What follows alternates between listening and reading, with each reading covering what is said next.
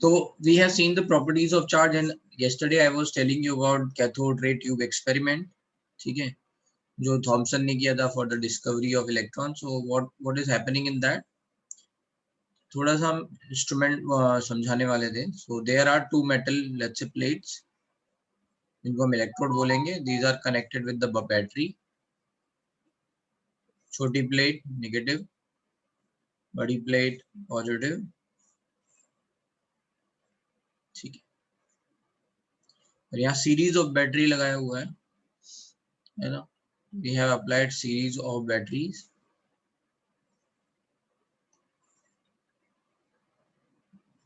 So that we can increase the potential. And this representation is a lot of batteries are there. So high voltage. High voltage से होता क्या है? Let's say. अब पहले ये समझो कि मान लो ये एक एटम है, इसमें ये इलेक्ट्रॉन बाहर है. इस इलेक्ट्रॉन को ये न्यूक्लियस अपनी तरफ खींच रहा है. अट्रैक्टिव फोर्स है पॉजिटिव नेगेटिव, अपनी तरफ ये खींच रहा है. ठीक है, इलेक्ट्रॉन को. अगर मान लो इस इलेक्ट्रॉन को हम इससे ज्यादा फोर्स से खींचें बाहर की तरफ, तो क्या होगा? ये इलेक्ट्रॉन बाहर निकल जाएगा एटम से. सही है. कितने लोग आज पहली क्लास कर रहे हैं? आज रहो आपने. अच्छा, अब आपको लिंक पता है कहाँ से? खैर आज मैं फिर से लिंक पोस्ट करूंगा, आप पुराना वाला लेक्चर जरूर देख लेना, लेक्चर 1. ठीक है. तो इस इलेक्ट्रॉन पे अंदर की तरफ एक अट्रैक्टिव फोर्स लग रहा है. इसको अगर मैं इसको इस फोर्स से ज्यादा फोर्स से खींचने लग जाऊं तो ये बाहर निकल जाएगा. And this is exactly what is happening with this high voltage. तो हो क्या रहा है यहाँ पे? ये जो भी यहाँ मेटल है, मेटल में एटम होंगे यहाँ पे, है ना.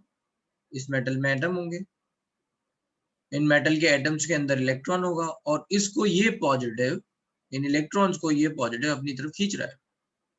हम इंक्रीज करते जा रहे हैं हाई वोल्टेज, और बैटरी लगाते जा रहे हैं जब तक कि ये बाहर नहीं निकलेगा, है ना.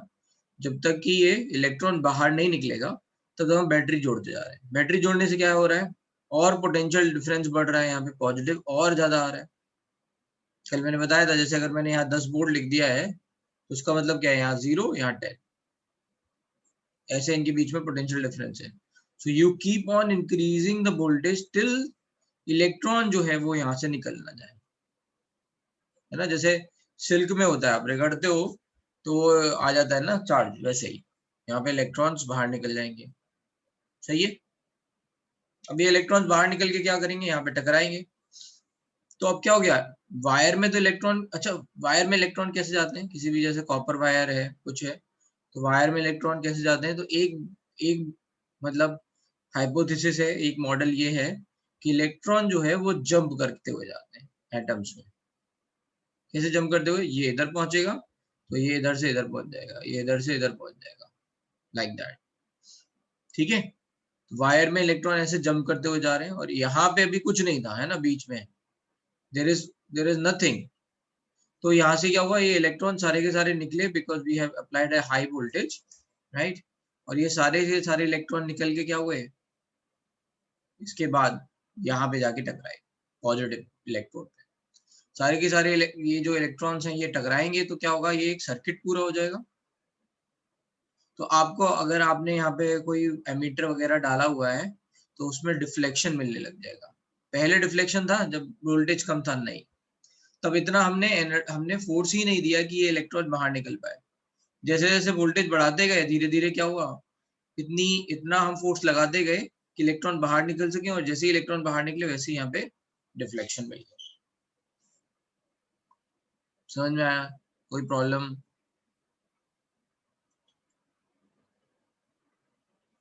ठीक है. तो यही सबसे पहले थॉमसन ने किया, हालांकि तब उन्हें ये पता नहीं था ये इलेक्ट्रॉन है, राइट. तो ये सारे के सारे पार्टिकल्स जो है वो जाके टकराए, राइट, यहाँ पे एनोड पे टकराए. तो उन्होंने एनोड पे स्पॉट देके, जस्ट टू कंफर्म दैट, उन्होंने क्या किया? ये एनोड को परफोरेटेड कर दिया, मतलब इसमें छेद कर दिया. ठीक है. होल्स की, और पीछे जो है ZNS एक होता है फ्लोरोसेंट मटेरियल, है ना, उसको लगा दिया ZNS को। तो अब ये क्या होंगे, इलेक्ट्रॉन, कुछ इलेक्ट्रॉन होल से बाहर निकल जाएंगे और निकल के इस पे टकराएंगे, तो यहाँ स्पॉट क्रिएट करेंगे, तो ये ग्लो करेगा। तो इससे ये कंफर्म हो गया कि कुछ पार्टिकल इधर कैथोड से निकल रहे हैं, कुछ पार्टिकल्स कैथोड से निकल रहे हैं, जिसको क्या बोला गया सबसे पहले, कैथोड रेज। क्या बोला गया, कैथोड रेज। अच्छा, कितने लोग एनसीईआरटी पढ़ के आए, कल बोला था हाथ, एनसीईआरटी पढ़ के आए? केवल एक बच्चा पढ़ के आया है? इस तरह से नहीं चलेगा, ठीक है, नहीं तो फिर पनिशमेंट मिलेगा अगर आप पढ़ के नहीं आओगे, ठीक है। गलत बात है ना, बोला गया है कि पढ़ के आना है तो पढ़ के आना है, फिर कैसे आप पास होगे, अच्छे नंबर कैसे लाओगे अगर आप फॉलो नहीं करोगे जो कहा जा रहा है।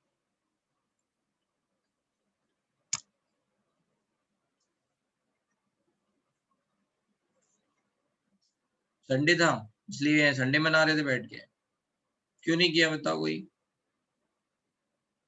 क्यों नहीं पढ़ाई की, आज बताओ,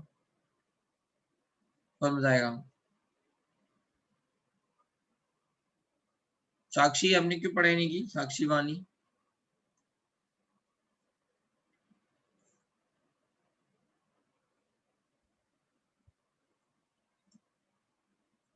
हाँ ठीक है, फिर ऐसे ही ऊपर से चला जाएगा ना। फिर कल हमने क्या कहा था कि ये सारी बातें बताएंगे, हिस्ट्री है पूरी, यहाँ लॉजिक समझाएंगे कि कैसे क्या हुआ, तो ये समझा रहे हैं लॉजिक कि कैसे क्यों इलेक्ट्रॉन निकलना चाहिए, क्योंकि हमने इससे ज्यादा फोर्स से पुल किया है, ठीक है। तो एनीवे चलो फोकस करते हैं फिर से इधर।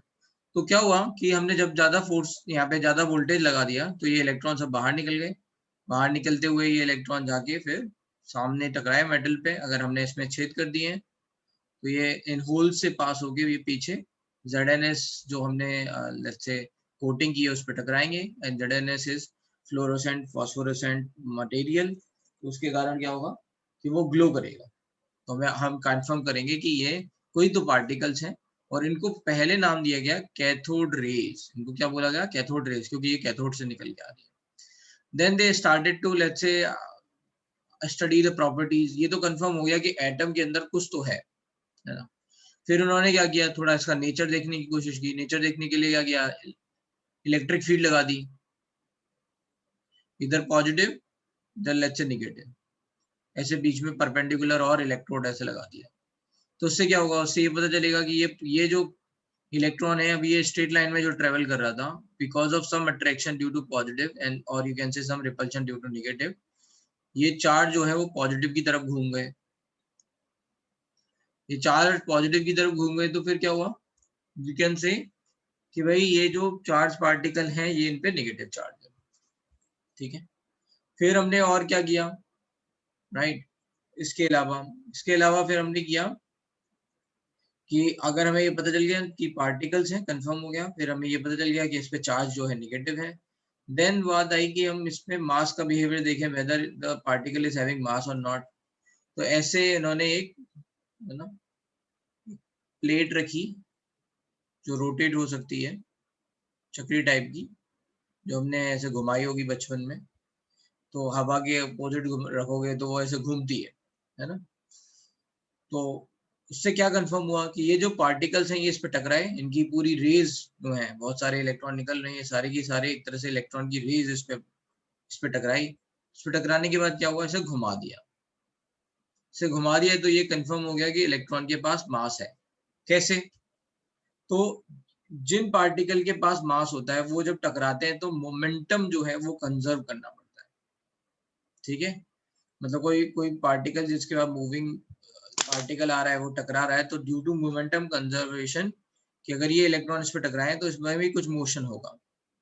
अगर किसी पार्टिकल के पास मास नहीं है और वो टकराए, जैसे सन में जो एनर्जी है उसमें कोई मास नहीं है ना, अगर कोई आदमी सन से एनर्जी ले रहा है, सन के सामने बैठा हुआ है, तो उसका उसमें ऐसा नहीं होगा मास बढ़ जाएगा, है ना। सामने हमने 1 किलो पानी कुछ रख दिया और पता चला वो थोड़ी देर बाद बढ़ के थोड़ा ज्यादा हो गया, ऐसा नहीं होगा, राइट। केवल एनर्जी है। तो अगर मान लो सन जहाँ हवा नहीं चल रही हो, केवल सनलाइट दिख रही हो और ऐसे आप ये प्लेट रखोगे तो that is not going to, है ना, रोटेट, ये घूमेगी नहीं। ठीक है, कब घूमेगी? जब आप हवा के सामने रखोगे। हवा में क्या है? एयर में O2 एंड N2, राइट। तो ये इनके पास क्या है? ये गैसेस हैं, इनमें क्या है? मास है, right. These are the atoms, तो gases will be having some atoms और उसके कारण मास आ रहा है, इसलिए घूम रहा है। तो ये जब ये घूम गई तो ये कंफर्म हो गया कि भाई इन पार्टिकल्स के पास कुछ तो मास है। ठीक है, फिर और कुछ इसकी प्रॉपर्टीज देखी गई कि उसमें ये था कि ये हीटिंग इफेक्ट प्रोड्यूस कर रहे हैं, मतलब हाई एनर्जी रख रहे हैं जब हम एक्सेलरेट कर रहे हैं। तो उसमें एक और टर्म आया, that is potential energy in a electric field. Potential energy in a electric field, you know, or you can say potential difference.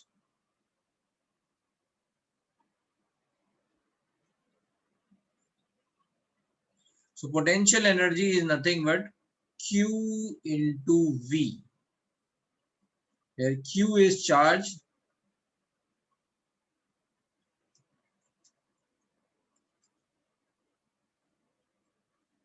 and V is potential difference and not velocity. ठीक है, ये capital V है, थोड़ा बड़ा बना लेना, potential difference। ठीक है, तो जितना वोल्टेज आपने डाला है इसकी यूनिट, पोटेंशियल डिफरेंस की यूनिट क्या होती है? वोल्ट। तो जितना भी पोटेंशियल डिफरेंस डाला है उसके हिसाब से आपकी पोटेंशियल एनर्जी हो जाएगी।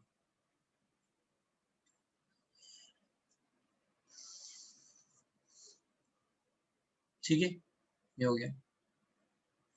Actually this is change in potential energy, so I will write change. So delta P, change in potential energy is Q into P। And ठीक है, तो यहाँ पे क्या होगा? ये जो पार्टिकल्स हैं, राइट, ये जितनी भी आपकी स्पीड से एक्सेलरेट कर रहे हैं, राइट, जितना पोटेंशियल डिफरेंस डालोगे उसके हिसाब से चेंज इन पोटेंशियल एनर्जी आएगी। और potential change in potential energy क्या होता है? चेंज इन काइनेटिक एनर्जी होता है, बिकॉज ऑफ एनर्जी कंजर्वेशन। ये सुना है? Total energy will remain conserve, which is only going to convert into kinetic to potential energy, है ना। जब जैसे मान लो बॉल ऊपर की तरफ फेंक रहे हैं, आपने बहुत तेजी से बॉल फेंकी ऊपर की तरफ, तो आपने काइनेटिक एनर्जी दी, है ना, initial, that was maximum, let's say 100 joule. उस टाइम पे अर्थ पे पोटेंशियल एनर्जी क्या होती है? 0। फिर क्या हुआ? धीरे धीरे ये ऊपर जाती गई, ग्रेविटेशन के अगेंस्ट ऊपर जा रही है, तो धीरे धीरे क्या होगा? काइनेटिक एनर्जी कम होती जाएगी। क्या बढ़ती जाएगी? पोटेंशियल एनर्जी बढ़ती जाएगी mgh के हिसाब से, जितना ऊपर जाएगी। मान लो यहाँ तक पहुंची, सारी की सारी यहाँ पे काइनेटिक एनर्जी पोटेंशियल एनर्जी में कन्वर्ट हो चुकी है। तो काइनेटिक एनर्जी यहाँ पे क्या हो गई? 0। और यहाँ पे पोटेंशियल एनर्जी क्या हो गई? mgh। ठीक है, तो change in kinetic energy 100 joule is nothing but change in potential energy, है ना। ऐसे निकाल देते ना। हाँ ना बोलो यार, यस यस नो, समझ में आ रहा है? बताते जाओ, है ना, मुझे क्या पता क्या समझ में आ रहा है नहीं आ रहा है। सबको समझ में आ रहा है? फूल ले लें, चलो, सबको समझ में आ रहा है? जल्दी से देना है ना आंसर, फास्ट आ रहा है समझ में। जिनको नहीं आ रहा है वो भाई कॉल कर रहे हो तो बोल भी दो ना कि नहीं आ रहा है। यहाँ तो चैट भी कोई नहीं पढ़ रहा तुम्हारी, only I am able to सी।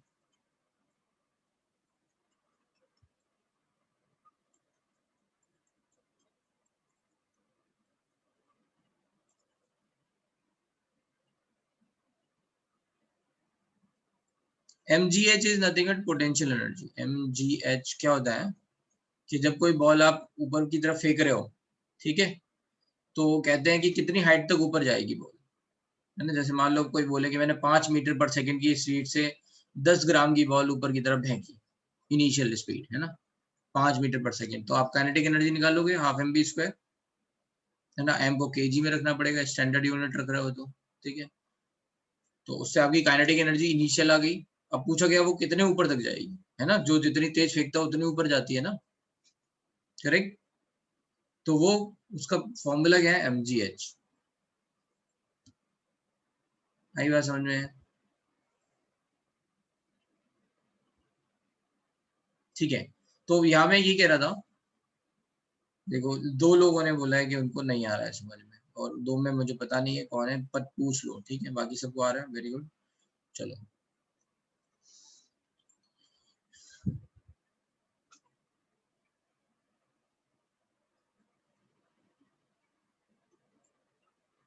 तो अब बात करते हैं, क्या बात करने वाले थे अपन, yes, change in kinetic energy. तो अगर चेंज इन काइनेटिक एनर्जी देखा जाए, चेंज इन काइनेटिक एनर्जी क्या हो जाएगा, change in kinetic energy in potential difference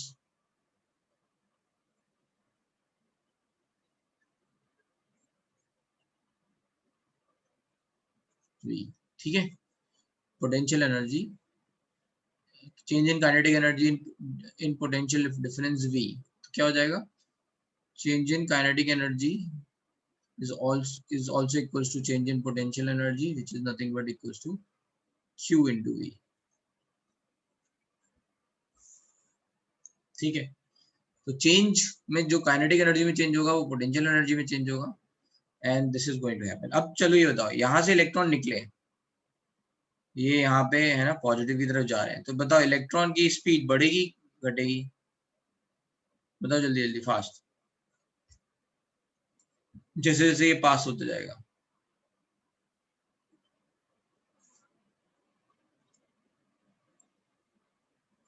increase होगी, सबको समझ में आ रहा है, इंक्रीज पॉजिटिव की तरफ जा रहा है ना, पॉजिटिव खींच रहा है उसको, एक्सेलरेट हो रहा है ना, दूर था जितना है ना, पॉजिटिव खींच रहा है इसको, तो बढ़ते जाएगा स्पीड, मतलब पहले जीरो थी मान लो, ठीक, यहाँ पे जीरो थी, तो जितनी तेज तो फिर काइनेटिक एनर्जी बढ़ती जाएगी, तो इसीलिए जितनी ज्यादा काइनेटिक एनर्जी से इससे टकराएगा तो क्या होगा, हीट ट्रांसफर, मतलब एनर्जी ट्रांसफर होगी, तो किस में कन्वर्ट होगी, हीट में। ये तो मेटल इलेक्ट्रोड ऑलरेडी बंधा हुआ है, ये तो मूव नहीं कर सकता ना, राइट, ऑलरेडी हमने इसको इधर बांध के रखा हुआ है, राइट, तो जितनी ज्यादा टकराएगा उतनी ज्यादा यहाँ पे हीट कन्वर्ट होगी, हीट, हीटिंग इफेक्ट प्रोड्यूस कर रहे हैं, तो इलेक्ट्रॉन क्या करते हैं, हीटिंग इफेक्ट प्रोड्यूस करते हैं, these cathode rays started to produce heating effect, ज्यादा काइनेटिक एनर्जी। अच्छा ये बताओ, पॉजिटिव नेगेटिव के बीच में डिफरेंस कम हो रहा है, आर की वैल्यू कम हो रही है ना, तो कल क्या बताया था, पोटेंशियल एनर्जी वाज माइनस के Q1 Q2 बाई आर, ये बताया था। जैसे जैसे आर की वैल्यू कम होगी, आर की वैल्यू कम होगी तो क्या होगा, पोटेंशियल एनर्जी कम होगी बढ़ेगी, इंक्रीज होगी,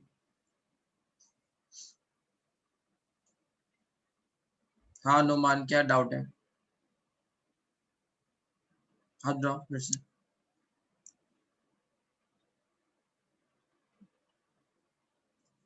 हाँ, तो बताओ यहाँ पे पोटेंशियल एनर्जी क्या होगी, कल बताया था है ना, Q1 Q2 बाई आर, अगर ये डिक्री, ये आर की वैल्यू कम हो रही है तो पोटेंशियल एनर्जी क्या होगी, कम होगी इंक्रीज होगी, चलिए बोलो fast,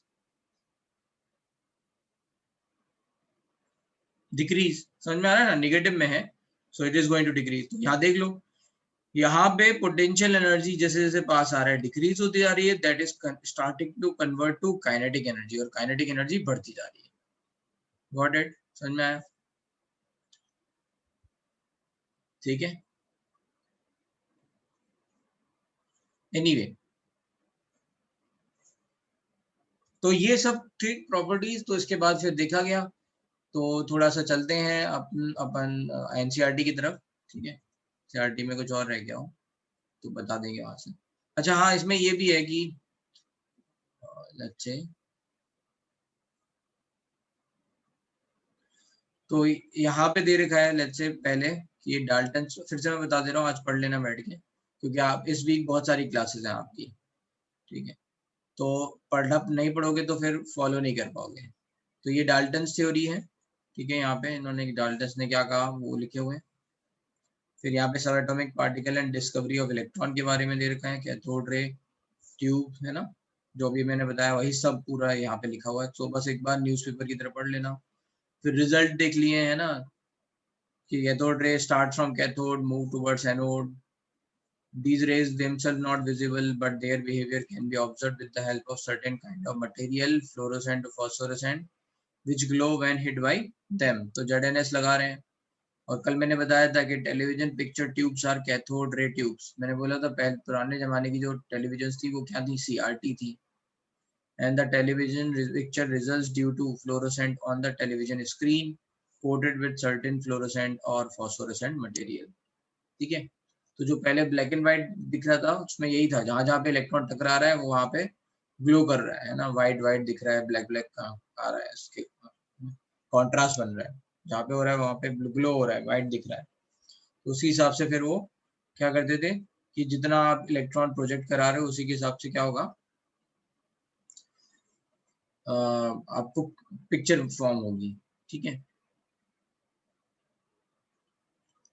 in the absence of electric and magnetic field, these rays travel straight in, let's say travel in a straight line।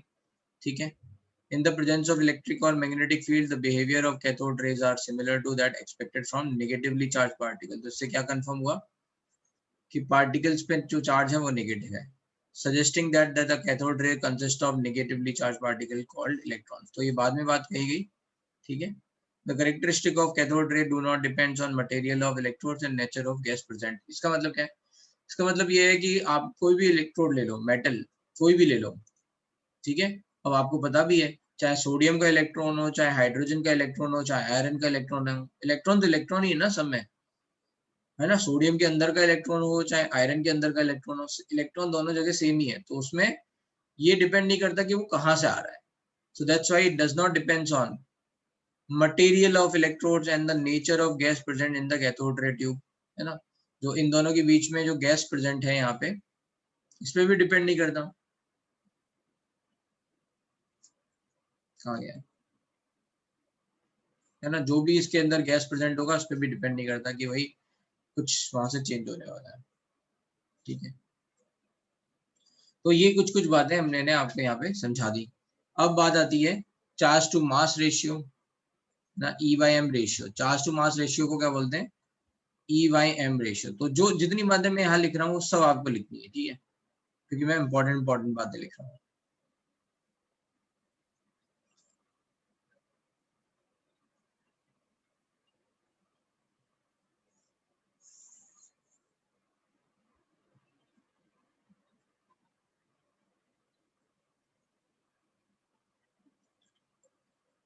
Charge to mass ratio of electron, and we are going to say specific charge। ठीक है, तो उसमें क्या किया इन्होंने, Thompson ने एक थोड़ा सा जो भी हमने पहले एक्सपेरिमेंट देखा था उसको थोड़ा सा और थोड़ा डिजाइन कर दिया, थोड़ा और उसमें चीजें लगा दी। ठीक है, एंड क्या करना है मुझे, स्पेसिफिक चार्ज। तो इलेक्ट्रॉन का स्पेसिफिक चार्ज क्या है, इलेक्ट्रॉन का charge Q/m ratio, this is E/m ratio है charge to mass ratio Q/m, or you can say, है ना, for electron charge of electron क्या है E, मास ऑफ इलेक्ट्रॉन क्या है Me, mass of electron Me, और है ना, so for electron E/m is comes up 1.76 approximately 7588 something आता है, so I'm writing 1.76 into 10 to power 11 गुलाम पर केजी, ये वैल्यू आई, कैसे आई। ठीक है, तो यहाँ पे देखते हैं थोड़ा सा।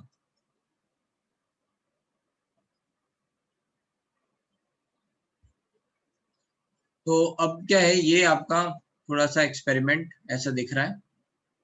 यहाँ तक अभी तक हमने देखा था एनोड तक, ठीक है, ये बैटरी यहाँ पे एनोड से लगी हुई थी ऐसे करके, राइट। तो यहाँ तक हमने अभी तक देखा था, है ना, कैथोड रे ट्यूब एक्सपेरिमेंट में। इन्होंने इसको थोड़ा सा और एक्सटेंड कर लिया और ZNS की लेयर यहाँ पे लगाई है ना, बड़ी सी यहाँ पे, है ना, बड़ी सी फिल्म बना के या फिर जो भी है ऐसा कुछ बना के, और इस प्लेट पे ऐसे ZNS लगाया हुआ। अब क्या किया इन्होंने, इन्होंने ये किया कि ये जो इलेक्ट्रॉन यहाँ से जो भी निकले होंगे इलेक्ट्रॉन रेस, है ना, कुछ होल करके यहाँ से पास होते हुए, है ना, हाई एनर्जी के इलेक्ट्रॉन जा रहे हैं, एसिलरेट करा दिया। इसका काम क्या है, एसिलरेट कराना, है ना, पोटेंशियल डिफरेंस के कारण। तो इलेक्ट्रॉन ये होल से पास होते हुए फिर भी स्ट्रेट जाते जाएंगे, है ना, कहीं जब तक टकराएंगे नहीं तब तक। फिर क्या किया इन्होंने, मैग्नेटिक और इलेक्ट्रिक फील्ड लगा ली। एक ऐसे इलेक्ट्रोड लगा लिया परपेंडिकुलर डायरेक्शन में इलेक्ट्रिक फील्ड, एक और यहाँ पे मेटल प्लेट ऐसे इलेक्ट्रोड लगा लिया, है ना, नेगेटिव, और फिर इसे किसी बैटरी से जोड़ दिया होगा, ठीक है, वो उन्होंने यहाँ नहीं दिखाया है, ठीक है। और इसी तरह से एक मैग्नेटिक फील्ड भी लगा ली, ठीक है। इतनी बात समझ में आ रही है। ये मान लो अगर एक्स डायरेक्शन में जा रहा है तो वाई डायरेक्शन में ये हमने लगा लिया इलेक्ट्रिक फील्ड, और जेड डायरेक्शन में आगे पीछे, है ना, ये लगा लिया मैग्नेटिक फील्ड, ऐसे परपेंडिकुलर, इसके मोशन से परपेंडिकुलर है, ठीक है। अब जब कोई फील्ड नहीं लगी हुई है, इलेक्ट्रिक फील्ड नहीं है, ना ही मैग्नेटिक फील्ड है, या फिर दोनों स्विच ऑफ है, तो ये क्या होगा, डायरेक्टली क्या होगा, ये कहाँ पे टकराएगा, स्ट्रेट लाइन में जाके बी पे टकराएगा, ठीक है। और अगर मान लो हमने इलेक्ट्रिक फील्ड ऑन कर दी तो फिर ये कहाँ टकराएगा, ये थोड़ा सा पॉजिटिव की तरफ अट्रैक्ट हो जाएगा, ऐसे, है ना, ऐसे बनाना चाहिए था थोड़ा सा, तो ये कहाँ टकराएगा, ए पे, ठीक है, इलेक्ट्रॉन, वैसे दिखाया है इन्होंने।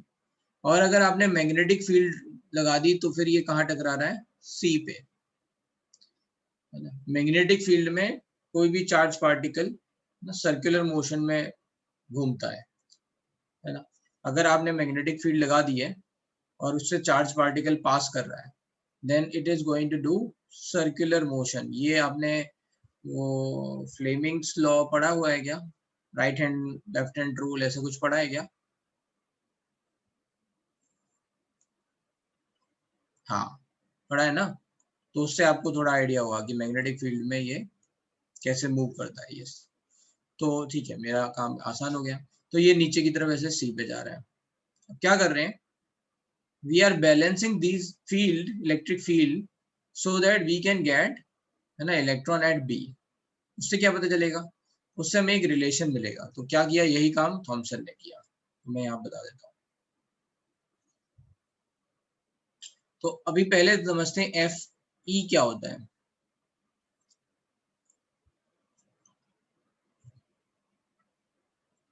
F E, electric field, Fe is electrostatic force in electric field,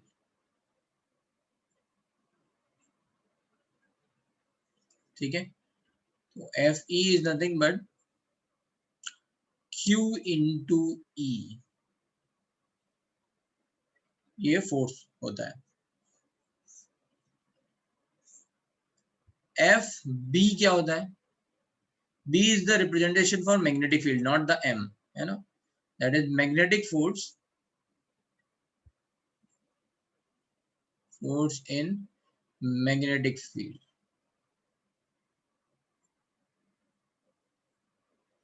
है ना। Fv is nothing but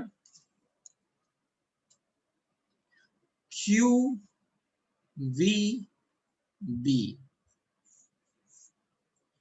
E is electric field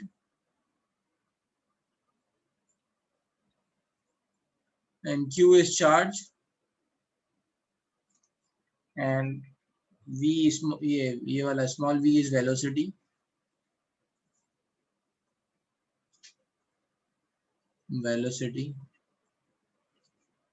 of particle, and capital B is nothing but magnetic field. Strength of electric field and magnetic field हमें पता होगी already, ठीक है, क्योंकि हमने apply किया है, ठीक है। तो what we are doing is we are balancing these, let's say, forces. अगर ये बैलेंस हो जाएंगे तो क्या होगा, एक दूसरे को कैंसिल आउट कर देंगे, तो और ये B पे चला जाएगा, है ना। तो बस that's what we are doing. तो बैलेंसिंग में क्या होगा, FV is equals to, है ना, if FE equals to FB हो जाएगा, तो ये क्या हो जाएगा, Q, अच्छा ये डेरिवेशन आपके क्लास में है नहीं, बस मैं बता रहा हूँ कि उन्होंने कैसे लाया, है ना, वहां पे उन्होंने दिखाया नहीं है क्योंकि ये सब फिजिक्स में पढ़ोगे, राइट। तो Q into E is nothing but QVB, तो यहाँ से क्या हो गया, ये कट गया, and V is nothing but B by E। तो आपको पता चल जाएगा वेलोसिटी क्या आएगी, है ना, अकॉर्डिंगली इनके इससे पता चल जाएगा। दूसरी बात, सिंस इलेक्ट्रॉन है ना मूव्स और does moves in circular motion, hence F centripetal force, है ना, F centripetal force is provided by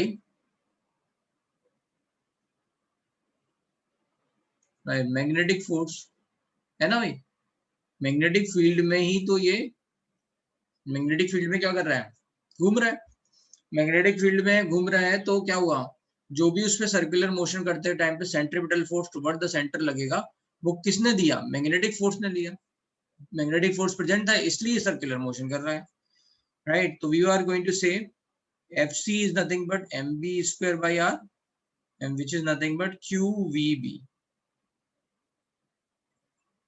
तो यहां से हमें क्या मिलेगा, we can write, है ना, v से v कट गया, so we can write let's say over here, अच्छा बस यहाँ से q by m निकालना है, तो q by m is nothing but, अगर q के साथ ये m इधर आ जाए तो ये क्या हो जाएगा, v इधर पहुंच जाएगा, है ना, तो v by r into v, है ना, ये m इधर गया नीचे और ये v नीचे इधर गया, तो ये मिल गया। v हमें पता है, v इज नथिंग बट क्या था, v b by e,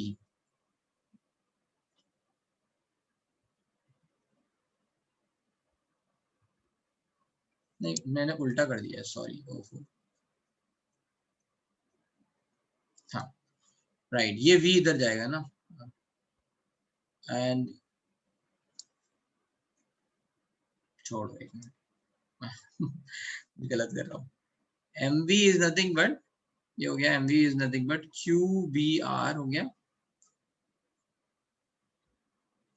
तो मैंने इधर तो गलत लिख लिया क्या, हाँ इधर मैंने गलत लिया, e by b, yes it is opposite, ये v नीचे जाएगा, e by b है, राइट। तो बस यहाँ पे क्या किया इन्होंने, ये इससे e by m ratio q by m ratio निकाला, तो ये क्या हो जाएगा, q by m रेशियो निकालेंगे तो ये नीचे चला जाएगा v by b r, v की वैल्यू डाल देंगे e by b square r, बस इससे इन्होंने इस एक्सपेरिमेंट से ना e और b की वैल्यू पहले ही मिल गई थी, by let's balancing it, r की वैल्यू यहाँ से मिल गई कि भाई कहाँ तक ये जा रहा है ना, तो उससे आइडिया लग जाएगा कि किस पाथ पे सर्कुलर मोशन कर रहा है, and then on the basis of that he was able to calculate this e by m ratio, q by m का मतलब क्या है, e by m ratio, so this is the derivation जो आप physics में पढ़ोगे, ठीक है, बट ये इस तरह से निकाला, तो क्या वैल्यू आई, केवल वैल्यू लिखी अपने यहाँ पे, तो value was 1.7588 into 10 to power 11 coulomb per KG, बस इतना याद रखना है, ठीक है, ठीक है, तो बस ये वैल्यू याद रखनी है। डेरिवेशन एक बार फिर से देख लेते हैं, क्या किया हमने, पहले हमने डिफाइन किया फोर्स, इलेक्ट्रिक फील्ड में लेट्स से इलेक्ट्रोस्टैटिक फोर्स क्या होगा, Q into E, ये आपको पता होना चाहिए। मैग्नेटिक फील्ड्स में क्या होगा, QVV, वेलोसिटी इज वेलोसिटी, ये दोनों बैलेंस करेंगे तो इससे पता चल जाएगा वेलोसिटी क्या है, which is E by V।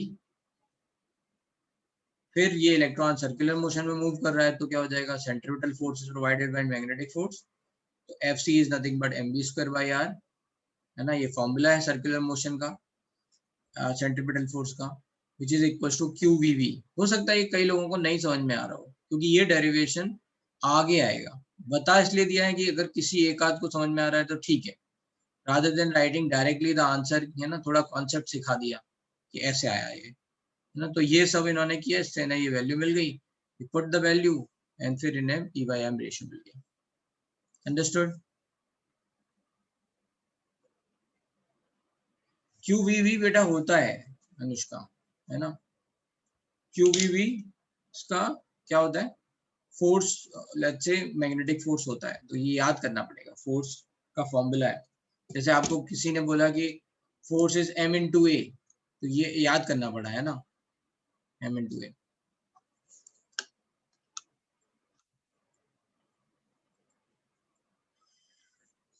अब चलते हैं चार्ज ऑन इलेक्ट्रॉन। तो उसी टाइम पे एक साइंटिस्ट थे, मिलिकन, ठीक है। जब ये थॉमसन ने ये डिस्कवरी कर दी इलेक्ट्रॉन की और उसका E/m रेशियो बता दिया, तो फिर बात आई कि इंडिविजुअली बताओ, है ना। E/m में तो कई सारी वैल्यू आ सकती है ना, E और M की। रेशियो हमेशा क्या होगा, 1.7588 और 1.76 into 10⁻11 ही आएगा। So what you want to do is you want to calculate E और M separately। तो उन्होंने ये Millikan's oil drop experiment use किया। क्या किया इसमें, फिर थोड़ी हिस्ट्री है, क्या है। एक यहाँ पे ऐसे स्प्रे लिया, है ना, जैसे अपन परफ्यूम वगैरह में देखते हैं, नेबुलाइजर टाइप का, उसमें डाला oil. Derivations ask in JEE, नहीं बेटा, थ्योरी थोड़ी ना पूछ रहे हैं। हाँ, कुछ क्वेश्चन उससे पूछ सकते हैं एक आध, कि उसके रिजल्ट क्या थे क्या नहीं, है ना। थ्योरेटिकल क्वेश्चन हो सकते हैं, उसमें 4 ऑप्शन देंगे, उसमें लिखा होगा। एनीवे, स्प्रे लिया, यहाँ पे ऑयल लिया, क्या कर रहा है ये, ऐसे थोड़ा सा दबाया तो फिर ड्रॉपलेट्स ऑफ ऑयल यहाँ पे गिर गई। अब ड्रॉपलेट्स ऑयल में हमने यहाँ पे एक प्लेट, 2 प्लेट डाल रखी है और इसमें होल है, तो कुछ एक डिजायरेबल साइज की ही ड्रॉपलेट्स इससे पास हो सकती है, ठीक है। तो उसके हिसाब से हमें वॉल्यूम पता है और we know the density and then we can calculate mass, ठीक है। एक डिजायरेबल साइज की ही ऑयल ड्रॉपलेट पास हो रही है, तो मास का एक आइडिया हमें है, mass of let's say droplets. और other let's say other methods ना, कि कितनी देर में ये नीचे गिर रही है, एक्सीलरेशन क्या होगा। We can also calculate according to force, कितना फोर्स लग रहा है, M, तो हमें capital M, mass of droplet पता चल जाएगा, ठीक है। ठीक, अब क्या हो रहा है इसमें, ये जो भी ये ऑयल है, इसके बीच में जो भी लेट्स से यहाँ पे एनवायरनमेंट है, जो भी है, उसमें ये एक्सरेज डाल रहे हैं। एक्सरे क्या करती है, हाई एनर्जी रेज होती हैं, तो ये एयर के पार्टिकल से टकराएंगी तो क्या करेंगी, एक्सरेज क्या होंगी, एयर के पार्टिकल से टकराएंगे। एयर का मतलब क्या है, एयर या फिर कोई गैस डाल रखी है, तो क्या होगा, जैसे मान लो कोई गैस है ना, उसका ये मान लो, जैसे मैं बोल रहा हूँ सिंपल आर्गन गैस है, आर्गन, और उसको मैंने इलेक्ट्रॉन को हाई एनर्जी दी, एक्सरे डाला। एक्सरे डालने का मतलब क्या है, high energy I have provided, क्या होगा, ये इलेक्ट्रॉन बाहर निकल जाएगा, सही है। उसको बोलते हैं आयनाइजेशन, है ना, ऐसे AR is going to convert into AR plus electron in presence of light, ऐसे लिख देते हैं H nu, आगे दिखाएंगे लाइट।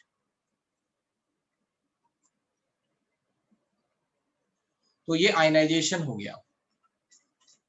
तो यहाँ पे क्या किया, ये जो एक्सरे थी ये डाली फ्रॉम द सोर्स, तो फिर यहाँ पे क्या हुआ, जो भी एयर के पार्टिकल्स थे या फिर कोई पर्टिकुलर गैस है उसके पार्टिकल्स जो भी थे, वो सब आयनाइज हो गए, तो क्या मिला, इलेक्ट्रॉन मिल गए। अब ये इलेक्ट्रॉन क्या है, इस ऑयल की इस सरफेस पे जाके एड्सॉर्ब हो गए, है ना, ये इलेक्ट्रॉन्स, कुछ नंबर ऑफ इलेक्ट्रॉन्स एड्सॉर्ब हो गए। अब उससे क्या फायदा होगा, अब ये इलेक्ट्रॉन जो ये ऑयल की ड्रॉपलेट नीचे की तरफ गिर रही थी, ठीक है, अगर हमने इस प्लेट पे निगेटिव चार्ज लगा दिया तो रिपल्शन मिलेगा,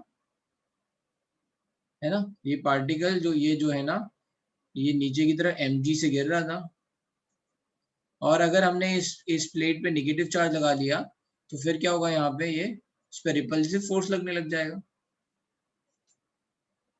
ठीक है। क्या लगेगा, F इलेक्ट्रिक फील्ड में Q into E,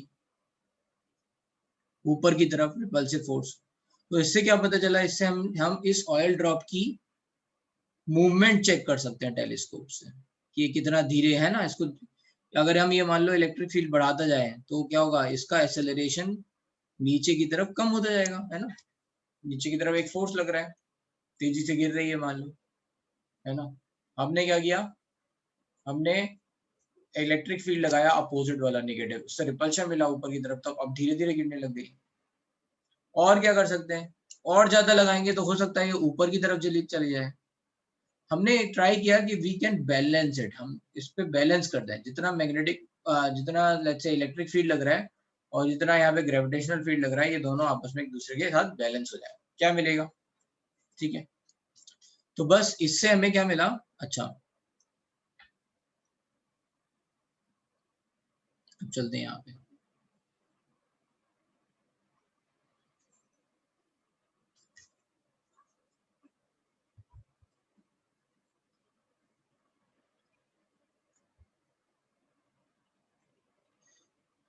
Millikan's experiment, यहाँ पे क्या हुआ कि जो भी ये लेट्स से ऑयल ड्रॉप थी, उस पर टोटल चार्ज कितना एब्जॉर्ब हुआ होगा। Q total is always n times E, ये मैंने कल बताया था, चार्ज इज क्वांटाइज्ड, है ना। तो F electric is nothing but Q into capital Q, let's say ले लेना capital Q into E, which is nothing but NEE, and F gravitational Fg is nothing but m into g,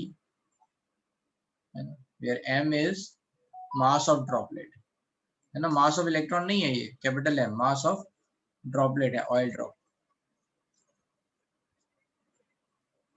अब हमने क्या किया, we try to balance it, है ना, कि अब ये कहीं मूव ना कर रही हो, ना गिर रही हो, ना ऊपर की तरफ जा रही हो, कुछ ना हो रहा हो, तो क्या हो जाएगा कि Q इंटू ई या फिर n E capital E is nothing but capital M into जी।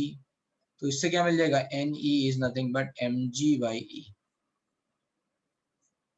या आपको चार्ज मिल जाएगा, है ना। तो इससे हमें पता चल गया ऑयल ड्रॉप पे कितना चार्ज आएगा। अब क्या किया इन्होंने, कई सारे एक्सपेरिमेंट किए जिससे इन्हें एन ई मिलता गया। जितने सारे एक्सपेरिमेंट किए उन सब का क्या ले लिया, एच सी एफ। मान लो एन ई की वैल्यू अलग अलग आती है, सबका एच सी एफ लिया तो क्या मिल जाएगा, है ना, हाईएस्ट कॉमन डिविजर मिल जाएगा, which is nothing but charge of electron. तो इससे आपको ई की वैल्यू मिल के आई 1.6 इंटू 10⁻⁻19 कूलम। मेरी बात समझ में आई। पहले इन्होंने चार्ज निकाल लिया, चार्ज ऑफ लेट्स से ड्रॉपलेट, यही एक्सपेरिमेंट कई बार किया तो इन्हें अलग अलग चार्ज मिलेगा, है ना, अलग अलग number of electrons are going to absorb, ठीक है, इस पे कभी कुछ, तो उससे फिर क्या किया, एक कॉमन डिविजर मिल गया, तो उससे हमें ये मिल गया charge of electron. Charge of electron मिल गया। Now if you know the charge of electron you can calculate mass of electron. तो E by m is nothing but 1.76 into 10 to power 11 coulomb per kg। E आपको पता है तो m भी पता चल गया, तो hence m की वैल्यू क्या होगी, मास of electron 9.1 into 10 to power -31 kg। तो इससे हमें मास भी मिल गया। समझ में आया क्या किया, मतलब क्या किया था उस टाइम पे मलिकिन ने, है ना, इस एक्सपेरिमेंट से कैसे इलेक्ट्रॉन का चार्ज और मास निकाल दिया। गॉट इट, कोई दिक्कत, डिस्कवरी ऑफ इलेक्ट्रॉन डन यहाँ पे। ठीक है, अब चलते हैं दूसरा आगे, पॉल ले लेते हैं लेट्स से फिर से अगेन, है ना। कितने लोगों को ये इतना समझ में आ गया, डिस्कवरी ऑफ इलेक्ट्रॉन, कोई दिक्कत नहीं है, यस नो।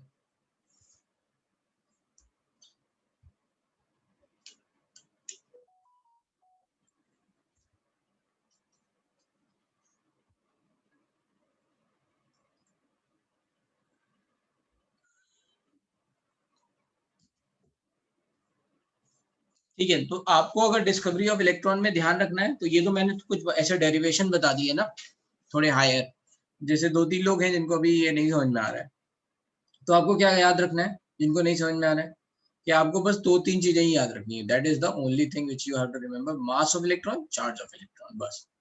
तो मास ऑफ इलेक्ट्रॉन क्या है, 9.1 इंटू 10⁻31 kg, ठीक है। अरे भाई ये बताओ कांची, कि अगर मान लो ये ड्रॉपलेट है, ये नीचे क्यों गिर रही है, बिकॉज ऑफ ग्रेविटेशन, ठीक है। अगर इसको ऊपर भेजना है तो कोई फोर्स लगाना पड़ेगा, तो वो हमारा क्या हो गया, इलेक्ट्रिक फील्ड में फोर्स हो गया, क्योंकि हमने ये इलेक्ट्रिक फील्ड लगा रखी है यहाँ पे, है ना, प्लेट चार्ज प्लेट निगेटिव, है ना, इनको जोड़ रखा हुआ है, चार्ज प्लेट पॉजिटिव, इसको भी कहीं एक बैटरी से ऐसे जोड़ रखा होगा। ठीक है, ये मेटल प्लेट्स हैं। तो इस पे क्या होगा, एक इलेक्ट्रिक फील्ड लगेगा ऊपर की तरफ, ठीक है।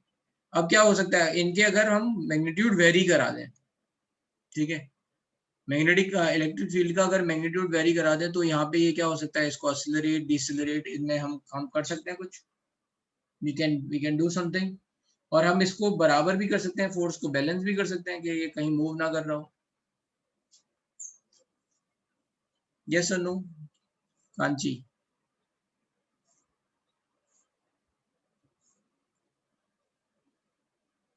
बस। तो भाई हाँ, देखो यहाँ हुआ क्या, अब ये दोनों फोर्स बराबर हो गए। यहाँ n इंटू ई को लिख लिया q, है ना, q इंटू ई, एन ई, ये दोनों बराबर कर दिए। तो बस यहाँ पे एन ई की वैल्यू क्या आ गई, एम जी, एम पता है, जी आपको पता है, कैपिटल ई आपने ही इलेक्ट्रिक फील्ड लगाई है, आपको पता है, तो आपको एन ई की वैल्यू मिल गई। ये सब एक्सपेरिमेंटली सब पता है ना, एन ई की वैल्यू मिली, फिर आपने उससे ई की वैल्यू निकाली।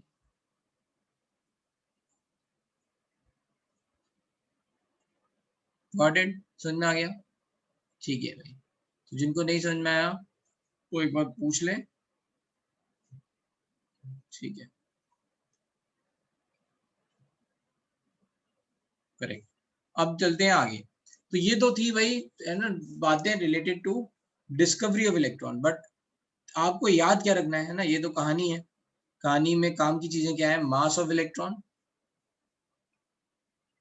which is 9.1 into 10 to the minus 31 kg।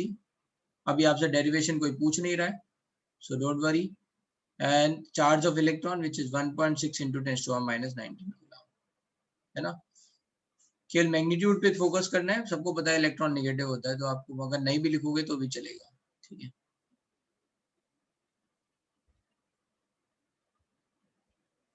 ठीक है, ये चार्ज और मास ये याद रखना है ना। एम, हमें हमें मेरी आदत है कि मैं हमेशा सबस्क्रिप्ट में चीजें रखता हूँ, लिखता हूँ, so that you can understand it better, है ना। तो ये एम ई सबस्क्रिप्ट में है, इसको एम इंटू ई मत बना देना, ठीक है। Just to let's say clarifying कि ये मास इलेक्ट्रॉन का है, इसलिए मैंने ऐसे एम ई लिखा हुआ है, ठीक है, सबस्क्रिप्ट में छोटा सा।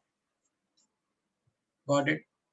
ठीक है, ये याद रखना है, क्या है mass of electron 9.1 into 10 to minus 31 kg, याद कर लो ये।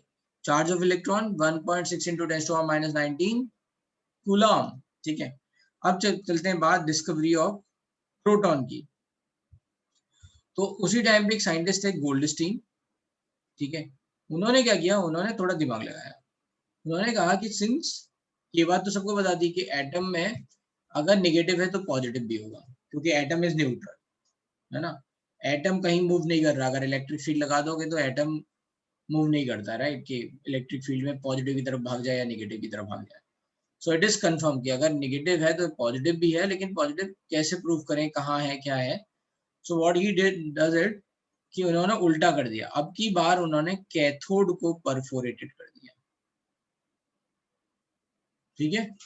कैथोड को परफोरेटेड कर दिया, मतलब इसमें होल कर दिया, या और जेडएनएस यहाँ नहीं लगा के यहाँ लगा दिया। हिज थिंकिंग वाज कि अगर इलेक्ट्रॉन इधर मूव कर रहे हैं तो प्रोटॉन, है ना, पॉजिटिव चार्ज इधर मूव करेगा, ठीक है, नेगेटिव की तरफ, है ना। अभी तो हमने क्या देखा था, केवल इलेक्ट्रॉन को देखा था, इधर से इधर मूव कर रहा था। तो अगर जब उन्होंने ऐसा देखा, इसको परफोरेटेड किया, जिंक सल्फाइड डाला, तो यहाँ पे भी उन्हें स्पॉट मिले, ग्लो हुआ। तो एंड ही सेड कि चलो पॉजिटिव भी कुछ होता है। अब ये पॉजिटिव कहाँ से आया होगा, इस पे सोचते हैं, क्या होगा ये पॉजिटिव। तो ये पॉजिटिव कुछ नहीं था, गैसियस आयंस थे।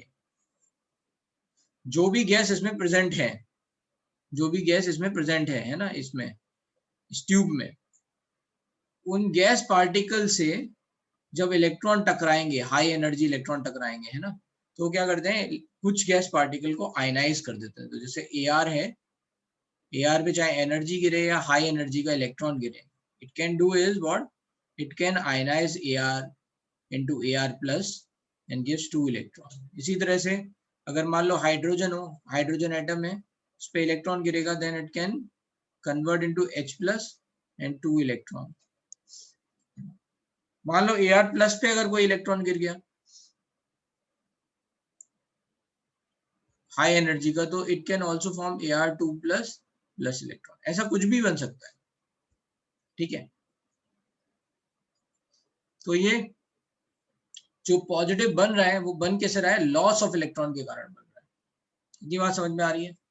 ये जो Ar है, Ar का ये यहाँ पे लेट्स से इलेक्ट्रॉन बाहर की तरफ है, इस पे एक हाई एनर्जी का इलेक्ट्रॉन इससे कोलाइड किया, मतलब उसने अपनी एनर्जी ट्रांसफर कर दी टकराने के बाद, तो क्या होगा, ये बाहर निकल सकता है ना, इससे फोर्स ऑफ अट्रैक्शन को ओवरकम कर सकता है। तो बस एग्जैक्टली यही हुआ यहाँ पे। तो गोल्डस्टीन ने देखा कि हाँ पॉजिटिव दे रहे हैं, बट जब गोल्डस्टीन ने उनकी प्रॉपर्टीज चेक की तो प्रॉपर्टीज अलग अलग आई। वो प्रॉपर्टीज अलग अलग क्यों आई, because this property depends on, और दीज कैटायंस आर दीज, है ना, जो भी पॉजिटिव चार्ज मिल रहे हैं ये कुछ नहीं तो क्या है, कैटायंस हैं अलग अलग गैसेस के। तो इनका क्या होगा, मास अलग होगा, E/m रेशियो अलग अलग होगा, सही है। तो ये जो पॉजिटिव रेज थी इनको बोला गया canal raise.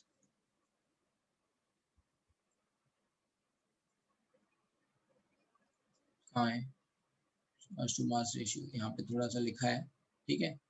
Electric discharge tube carried out in modified cathode ray tube led to discovery of particle carrying positive charge known as canal rays. The characteristic of these positive charge are listed below.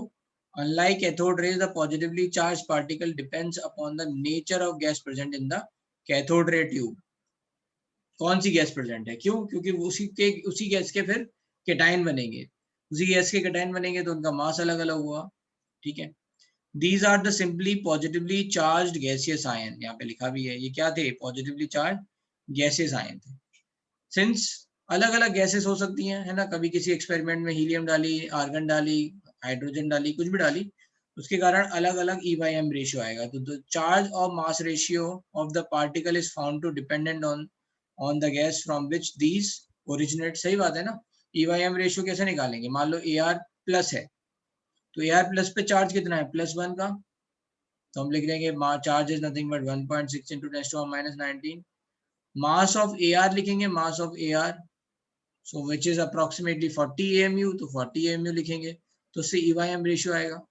अगर मान लो यहाँ पे hydrogen होता तो यहाँ पे लिखेंगे charge 1.6 into 10⁻19, mass of hydrogen atom is 1 AMU, तो अलग आ गया है ना, E/m रेशियो अलग अलग आ गया कि नहीं, गॉट इट। तो इससे E/m रेशियो अलग अलग आया। Some of the positively charged particles carry a multiple of fundamental unit of electrical charge. Fundamental unit of electrical charge is electron का charge. तो कभी कभी किसी पे एक से ज्यादा भी हो सकता है, ऐसा भी हो सकता है आयनाइज फिर से आयनाइज हो जाए तो Ar2 प्लस बना ले, 2 इलेक्ट्रॉन निकल जाए, ठीक है। तो carry a multiple of fundamental unit charge. The behavior of these particles in magnetic field is opposite to the observed for electron or cathode rays. भाई इलेक्ट्रॉन नेगेटिव थे, ये जितनी भी रेज हैं कैनाल रेज, इनको बोला गया cathode rays, canal rays is positively charged rays, ठीक है।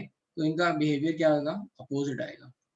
चलते हैं अब इसमें जो सबसे ज्यादा E/m रेशियो आया, E/m रेशियो सबसे ज्यादा किसके लिए आएगा, जिसका m ज्यादा उसके लिए E/m रेशियो, सॉरी m कम उसके लिए E/m रेशियो सबसे ज्यादा, जिसका मास सबसे कम है ना, मास सबसे कम तो E/m रेशियो पूरा सबसे ज्यादा आएगा। तो वो किसके लिए होगा, हाइड्रोजन के लिए, किसके लिए होगा, हाइड्रोजन के लिए। अच्छा, हाइड्रोजन के 3 आइसोटोप होते हैं, किसी को नाम पता है,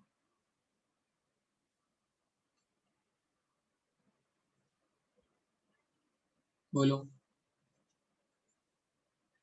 यस संजोद, प्रोटियम, ड्यूटेरियम, ट्रिटियम। हाँ, प्रोटियम, ड्यूटेरियम एंड ट्रिटियम। तो उसमें isotope of hydrogen, very good बेटा, 1H1 is protium, 1H2 or sometimes called 1D2 is deuterium, and 1H3 or you can say 1T3 that is tritium. अभी हम generally hydrogen बात करते हैं तो ये प्रोटियम होता है ना, that is we called hydrogen. तो ये प्रोटियम आइसोटोप है। इस प्रोटियम से हमने क्या किया, हाइड्रोजन से एक इलेक्ट्रॉन निकाल दिया, क्या बचेगा H+। अच्छा, इसमें इस प्रोटियम में number of electron, number of proton और न्यूट्रॉन कितने हैं? अच्छा, तो नंबर ऑफ प्रोटॉन कितने हैं? Since atomic number is 1, atomic number के बराबर होता है ना number of proton, atomic number, तो यहाँ पे कितना है 1। नंबर ऑफ न्यूट्रॉन कितने?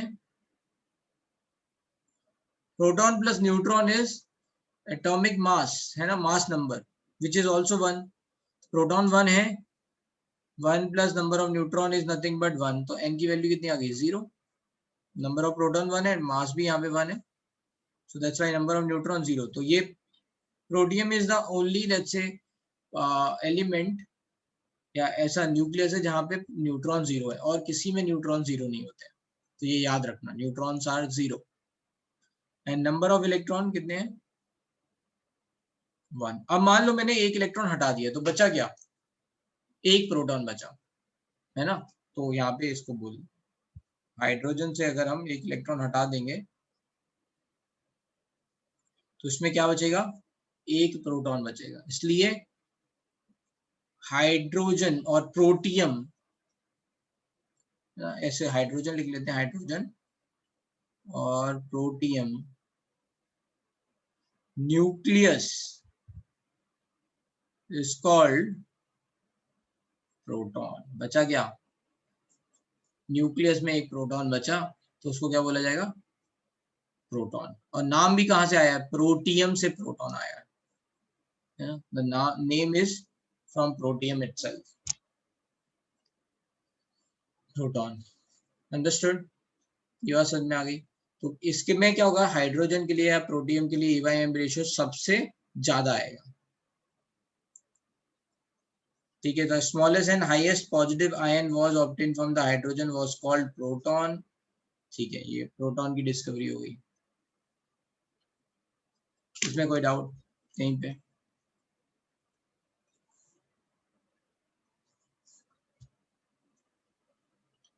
ठीक है, तो ये थोड़ा थ्योरी है, इसमें याद करने वाली बातें क्या क्या है, तो अब यहाँ पे मास ऑफ प्रोटॉन और mass of charge of proton याद रखना है। तो चार्ज ऑफ प्रोटॉन क्या है? Charge of proton plus 1.6 into 10 to the minus 19 coulomb, and mass of proton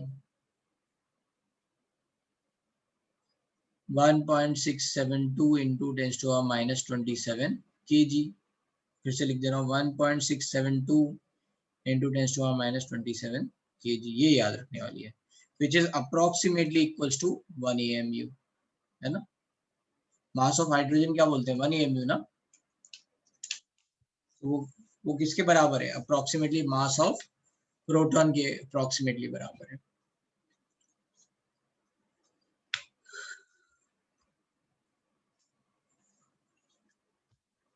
clear है भाई? यहाँ तक याद क्या रखनी है? चार चीजें याद रखनी है, mass of electron, charge of electron, mass of proton, charge of electron.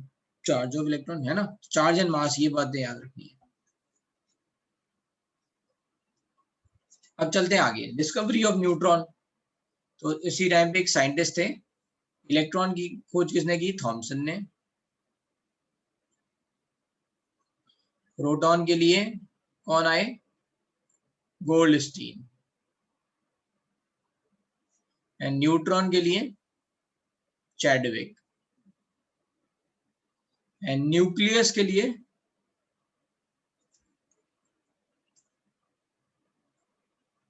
Rutherford. तो ये भी याद रखना है, डिस्कवरी में कभी कभी पूछ लेते हैं छोटे छोटे क्वेश्चन की, किसने किसकी डिस्कवरी की, किसको क्रेडिट जाता है। तो चैडविक ने न्यूट्रॉन की डिस्कवरी की, कैसे की? सो he has bombarded beryllium nucleus, beryllium atom with alpha particle। Alpha particle को क्या बोलते हैं? हीलियम न्यूक्लियस, ये याद रखना है ना, alpha particle is represented by helium nucleus। और अभी हमने देखा proton is represented by hydrogen nucleus, ठीक है, ये याद रखना।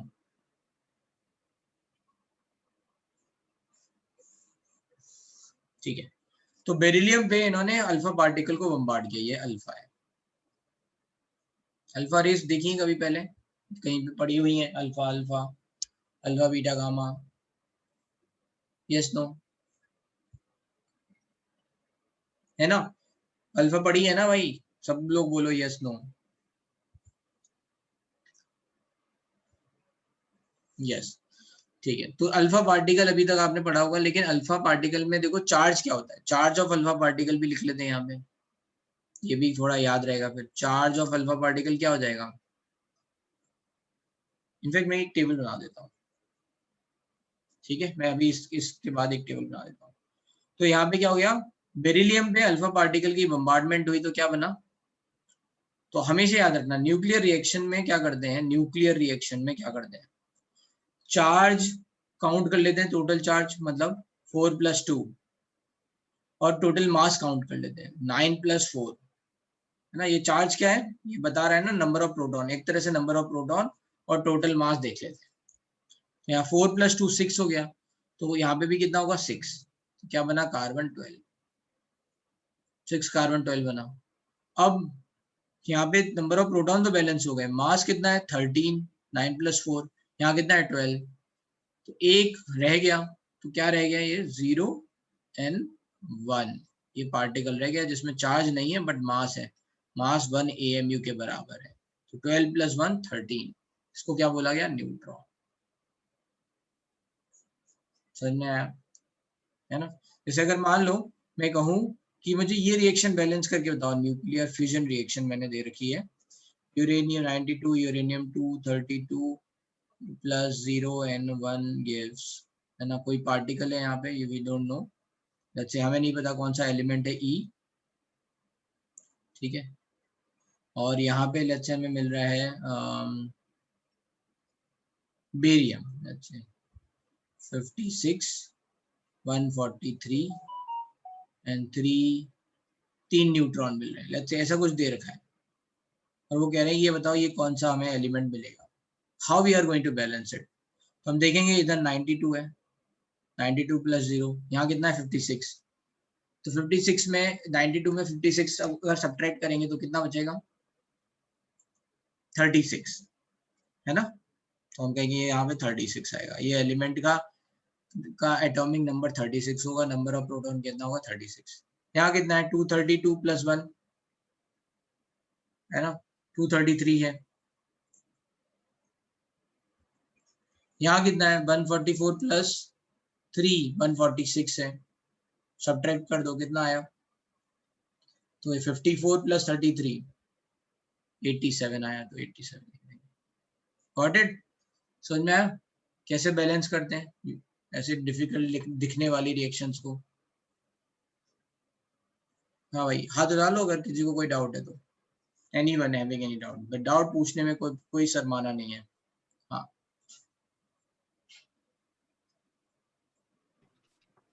सर हाँ ये बोलो। अभी आपने ये बोला ना कुछ तो नीचे का यूरेनियम का, वो नहीं समझा। ये भाई ये बताओ, अच्छा ये रिप्रेजेंटेशन का मतलब क्या है? आइसोटोप, ये नीचे का चार्ज है। हाँ, ये इसको बोलते हैं एटॉमिक नंबर, हाँ, नंबर और ऊपर जेड का से मास है। रिप्रेजेंट, ऐसे ऐसे कोई एलिमेंट है ना, तो ऐसे मान लो मैं कोई एलिमेंट लिख रहा हूँ, यूरेनियम लेट्स से, तो ये जेड हो गया और ये ए हो गया, Z is atomic number, number, A is mass mass. Number, mass number है ना, या एटॉमिक मास, यस। ठीक है। तो ये 92 हो गया और अच्छा एटॉमिक नंबर का मतलब क्या होता है, नंबर ऑफ प्रोटॉन, ठीक है। यस। एटॉमिक नंबर का मतलब क्या है, नंबर ऑफ प्रोटॉन, तो नंबर ऑफ प्रोटॉन कितने हैं 92। न्यूट्रॉन में कितना है, 0 है, न्यूट्रॉन में तो कोई चार्ज नहीं कोई, है ना, राइट। यस। तो टोटल यहाँ पे चार्ज कितना हो गया 92, तो यहाँ पे भी 92 होना चाहिए। यहाँ 56 दे रखा है, आपको पूछा गया ये एलिमेंट कौन सा है, तो आपने यहाँ पे सब्ट्रैक्ट कर लिया 92 - 56 बचा 36, 36 किसका होता है, क्रिप्टॉन का होता है, तो ये एलिमेंट हो गया क्रिप्टॉन, ठीक है। यस। फिर हम मास हमने बैलेंस किया, 232 + 1 233, यहाँ 143 और 3 न्यूट्रॉन है ना, आपको पता होगा न्यूक्लियर फिजन में 3 न्यूट्रॉन मिलते हैं, हाँ हाँ सर। है ना। तो बस हाँ। 143 + 3, हर एक न्यूट्रॉन का मास 1 1 है, तो ऐसे 3 का कितना हो जाएगा 3, तो 146, सब्ट्रैक्ट कर लिया 233 से 146, तो कितना हुआ 54, 200 तक, और 33 तो ये हो गया 87। सर लेकिन ये आपने बैरियम का कैसे लिया, मतलब 56 लिखा ना यहाँ पे, ये गिवन था क्वेश्चन। गिवन अरे तभी गिवन तो था। बताएंगे भाई, कुछ तो गिवन देना पड़ेगा ना। हाँ। ऐसे कैसे बता देंगे फिर। और सर न्यूक्लियस में हमेशा प्रोटॉन और न्यूट्रॉन का नंबर सेम रहेगा, नहीं, अलग अलग ना? अलग अलग हो सकता और है, सर अलग आपने ही एक होता है। स्टेटमेंट बताया था कुछ तो, बम्बार्डमेंट का कुछ तो था ना, टोटल हीलियम का कुछ। अल्फा पार्टिकल से बम्बार्ड किया यहाँ पे, तो हाँ। कार्बन बन गया और ये डिस्कवर हुआ। तो यहाँ से ये समझाया मैंने कि कैसे बैलेंस करेंगे तो पता चलेगा। तो ये ओके न्यूट्रॉन समझ। मिला, फिर मैंने बैलेंसिंग सिखा दी, ये हो गई बैलेंसिंग ऑफ, यहाँ पे बैलेंसिंग ऑफ न्यूक्लियर रिएक्शन।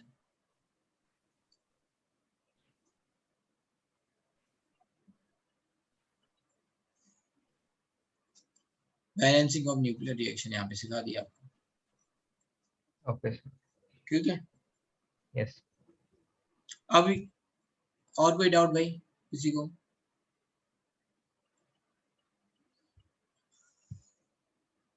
समझ में आ गया?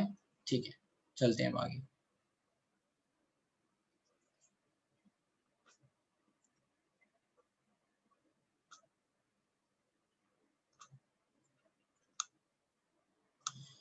अब इसमें कुछ रिप्रेजेंटेशन है वो लिख लेते हैं, तो वो हमारे आगे काम आएंगे। पार्टिकल, अच्छे, चार्ज, मास, और क्या, ठीक है, रिप्रेजेंटेशन।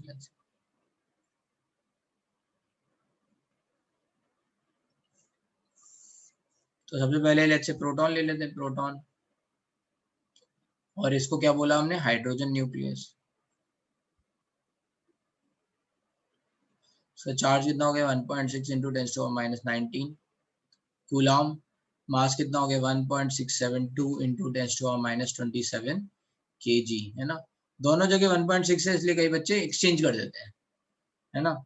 यूनिट तो हम अभी तक हमने याद करना सीखा है नहीं, है ना। हमें तो सब न्यूमेरिकल वैल्यू याद रहती है ना, यूनिट तो आज तक क्वेश्चन में लगाई भी नहीं है। लेकिन अभी यहाँ यूनिट कन्वर्जन बहुत चलेगा, तो यूनिट कन्वर्जन पे ध्यान रखना है। अभी तो मैथ्स में क्या था, सीधे बस न्यूमेरिकल आंसर लिख देना है ना। 10th तक इतना ही रहता है ना। बट यहाँ ध्यान रखना है भाई, है ना, यूनिट्स ध्यान रखनी है। तो कई लोग इधर एक्सचेंज कर देते हैं चार्ज मास में, ध्यान रखना भाई। चार्ज 1.6 इंटू 10⁻⁻19 है, 1.672 इंटू 10⁻⁻27 है, और यू कैन से 1.672 into 10 to the minus 24 ग्राम, और you can say which is equal to 1 AMU। Representation क्या है, P। इसको 1 AMU बोलते हैं, इसको 1 यूनिट ऑफ इलेक्ट्रोस्टैटिक चार्ज बोलते हैं। तो चार्ज 1 यूनिट, मास 1 यूनिट, ये रिप्रेजेंटेशन हो गया। न्यूट्रॉन, चार्ज कितना है 0, मास कितना है 1.675 into 10 to the minus 27 kg, slightly heavier than proton. और क्या लिख सकते हैं, approximately 1.675 into 10 to the minus 24 gram, which is approximately equals to 1 AMU। Representation क्या होगा, अभी देखा था, चार्ज 0 है, मास 1 है, न्यूट्रॉन हो गया। इलेक्ट्रॉन, चार्ज कितना है -1.6 into 10 to the minus 19 coulomb. Mass कितना है, अभी हमने देखा था 9.1 into 10 to the minus 31 kg। अब ये जो मास है, ये comparison to mass of proton is very small, है ना। Mass of electron is much much smaller than mass of proton and mass of neutron. Mass of neutron और proton में कौन बड़ा है, ध्यान से देखो, यहाँ लिखा 1.672, यहाँ लिखा 1.675, है ना। तो ऐसा कुछ है, इसीलिए जब भी कभी एटॉमिक मास लेते हैं तो उसमें मास ऑफ इलेक्ट्रॉन का कोई कुछ खास रोल आता नहीं है ना। वी कैन नेग्लेक्ट, इलेक्ट्रॉन का कोई ज्यादा कोई कंट्रीब्यूशन है नहीं। कैसे देखते हैं, रेशियो से, कि वन वन प्रोटॉन का मास जो है वो approximately, mass of proton is nothing but 1837 time mass of electron. मतलब एक प्रोटॉन 1837 टाइम्स, है ना, 1837 times more than mass of electron. So you can से कि यार ये बहुत ही कम है, ठीक है। तो इलेक्ट्रॉन का इतना है, इसीलिए इसको 0 मान लेते हैं। तो इसलिए रिप्रेजेंटेशन में क्या आता है, केवल चार्ज आता है -1e0। These are the representation. ठीक है, अब बात कर लेते हैं थोड़ा और। इस इलेक्ट्रॉन को और क्या बोलते हैं, और बीटा पार्टिकल भी बोल देते हैं, बीटा पार्टिकल।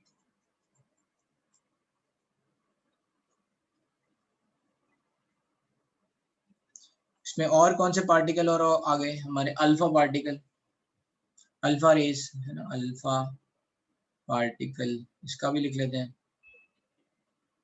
और यू कैन से हीलियम न्यूक्लियस।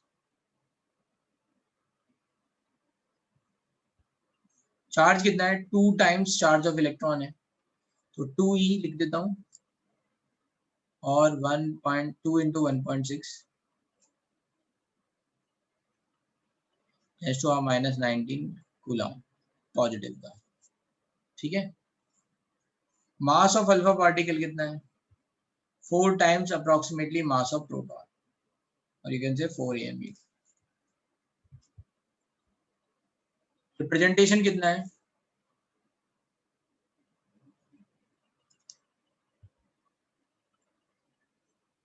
हाँ ये -1 लिखना पड़ता है क्योंकि चार्ज इसका निगेटिव है।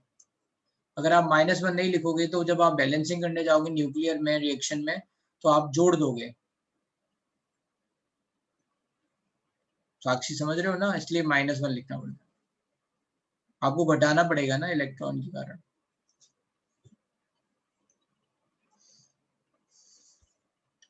ठीक है, मास ऑफ अल्फा पार्टिकल हो गया आपका 2He, मतलब ये रिप्रेजेंटेशन हो गया 2He4, और यू कैन से 2 अल्फा 4।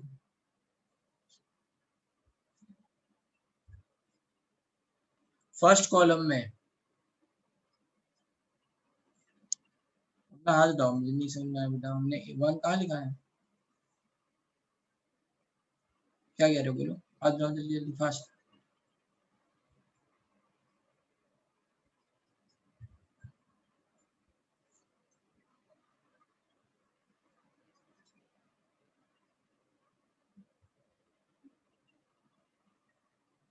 चलो फिर मुझे 1 कहाँ लिखा हुआ है मैंने, ये रिप्रेजेंटेशन में चार्ज और मास बता रहे हैं, और फिर आपका एक और होता है, बीटा पार्टिकल बता दिया, अल्फा बता दिया, gamma.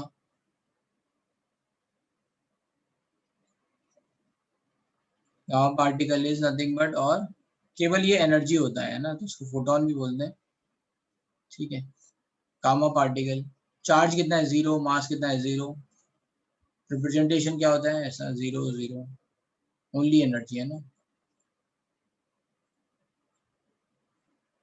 Gamma rays is nothing but only energy. अरे भाई प्रोटॉन का मास कितना है 1 AMU, और चार्ज कितना है 1 इलेक्ट्रोस्टैटिक चार्ज है ना, ये सबसे छोटा है ना, तो इसको 1 माना, 1e प्लस का, ऐसे लिख सकते हैं ना, 1 into charge of electron 1e। कल मैंने समझाया था ना कि इलेक्ट्रॉन सबसे स्मॉलेस्ट चार्ज रिप्रेजेंटेशन है, तो चार्ज 1 हो गया, मास 1।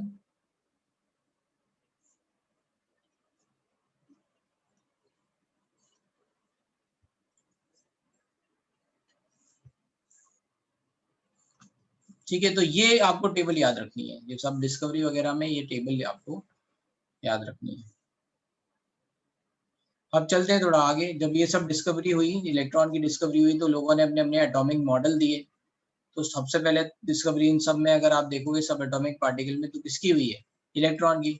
तो इलेक्ट्रॉन की डिस्कवरी के बाद थॉमसन ने एक एटॉमिक मॉडल दिया। तब तक प्रोटॉन की डिस्कवरी नहीं हुई थी, न्यूट्रॉन की डिस्कवरी नहीं हुई थी, ओनली इलेक्ट्रॉन की डिस्कवरी हुई थी। तो ही सेड कि देखो ऐसा है कि जो ये इलेक्ट्रॉन है ना, इलेक्ट्रॉन का मास कम है, बहुत कम है। तो ही थॉट कि जो मास है ना वो यूनिफॉर्मली डिस्ट्रीब्यूटेड है, राइट, जिसमें इलेक्ट्रॉन जो है वो छोटे छोटे शीट की तरह है, जैसे वो तरबूज वाला वाटरमेलन मॉडल है ना। तो वाटरमेलन में जैसे वो रेड पार्ट सब जगह डिस्ट्रीब्यूटेड होता है, तो ही सेड कि जो ये मास है ये ऐसे ही डिस्ट्रीब्यूटेड है, और इस पे पॉजिटिव चार्ज है, just to get the neutrality of atom. Atom पे न्यूट्रलिटी आने के लिए उन्होंने क्या बोला कि उस पे पॉजिटिव चार्ज रहेगा, जितना पॉजिटिव है उतना इलेक्ट्रॉन नेगेटिव होगा, जितने नंबर ऑफ इलेक्ट्रॉन्स है उतना ही पॉजिटिव चार्ज होगा।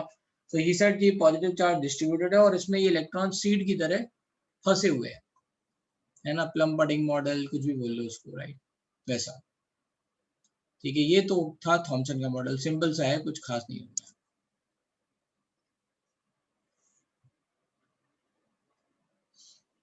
AMU is atomic mass unit, AMU, अभी ये मोल कॉन्सेप्ट में पढ़ोगे आप, एटॉमिक मास यूनिट, AMU, या फिर यूनिफाइड मास, अब शायद याद आ रहा होगा, याद आ रहा है AMU।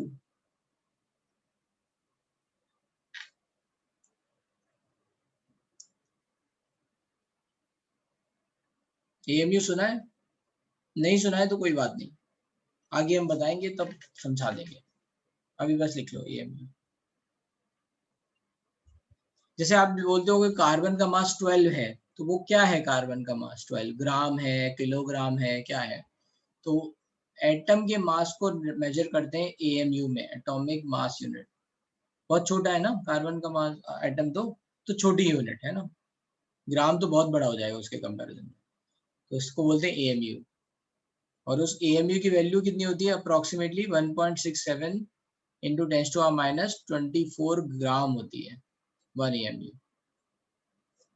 ठीक है, ये छोटी छोटी बातें हैं, छोटी छोटी बेसिक्स हैं, यही मैंने कहा था कि बेसिक मुझे नहीं पता है कि किसको कितना नहीं पता है, बेसिक में नहीं पता है पूछो, पता कैसे चलेगा मुझे, मैं बताऊंगा, सारे डाउट बताऊंगा आपके। ठीक है, एटॉमिक मॉडल,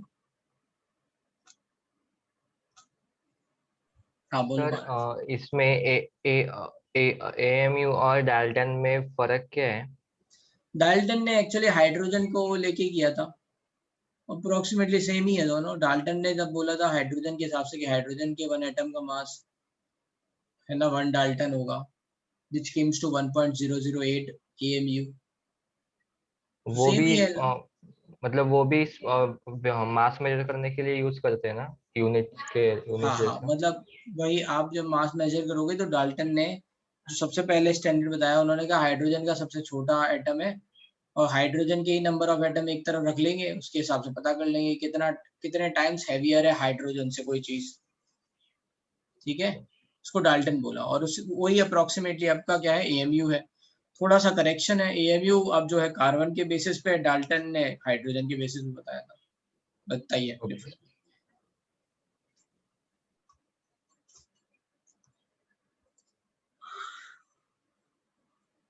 तो ये हो गया एटॉमिक मॉडल्स। तो आपने डाल्टन का एटॉमिक मॉडल पहले पढ़ लिया है, थॉमसन मॉडल ऑफ, लेट्स से यहाँ पे ये, राइट। अब चलते हैं थोड़ा और आगे, Rutherford's nuclear model of atom. बताओ भाई क्या था रदरफोर्ड का मॉडल, कोई बताएगा?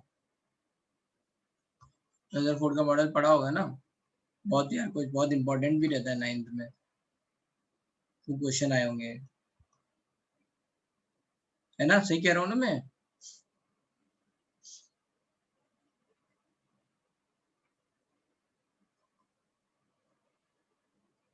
अरे रिस्पॉन्स तो दो, यस नो, हाँ गलत सही, हर का बिना रिस्पॉन्स के कैसे, यस नो?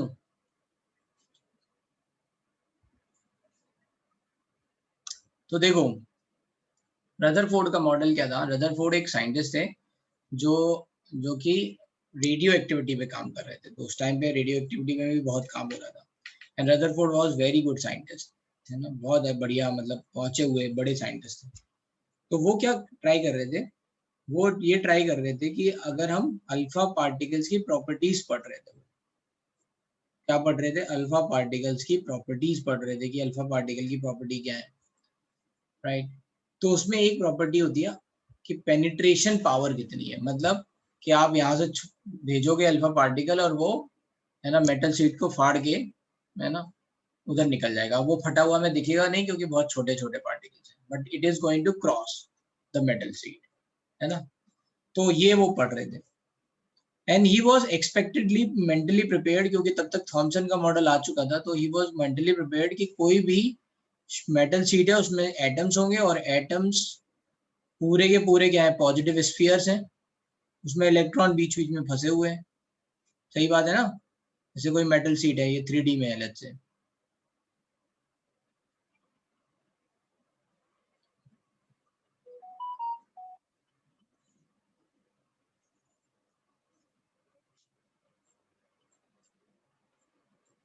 है ना, ये ऐसे आपके नंबर ऑफ एटम्स ऐसे दिख रहे हैं आपको, ठीक है।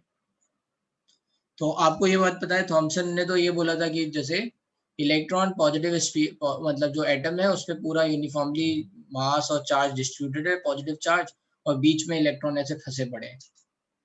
सही है।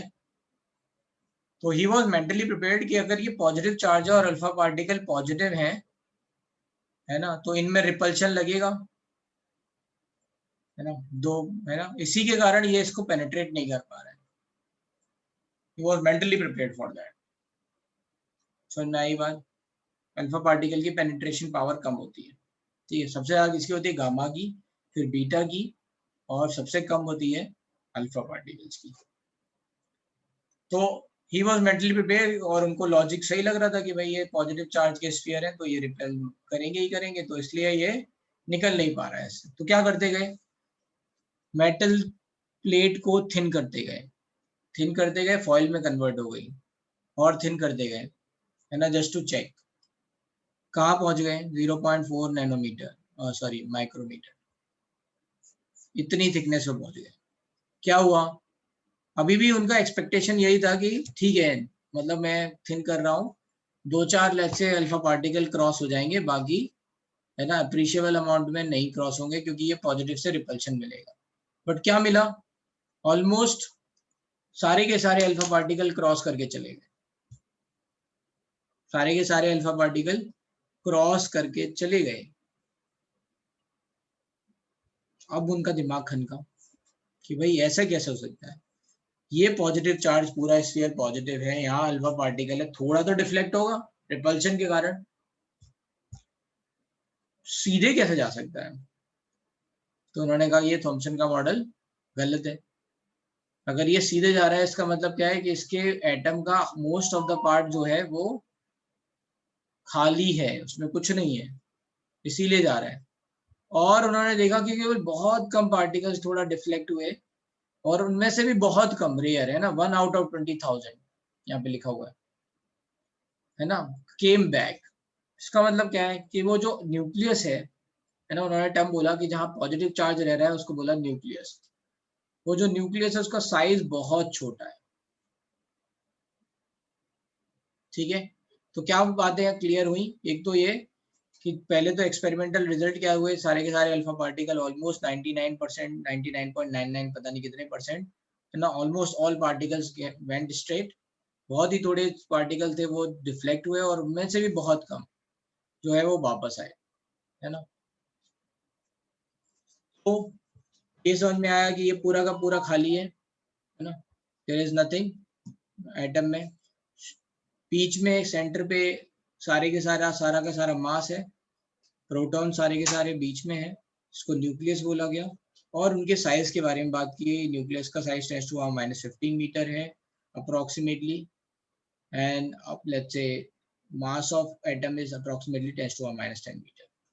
तो ये सब बातें रदरफोर्ड ने बताई। इसमें एक इम्पॉर्टेंट बात है क्लोजेस्ट अप्रोच, वो हम नेक्स्ट क्लास में बताएंगे, आपको यहाँ तक लेना है।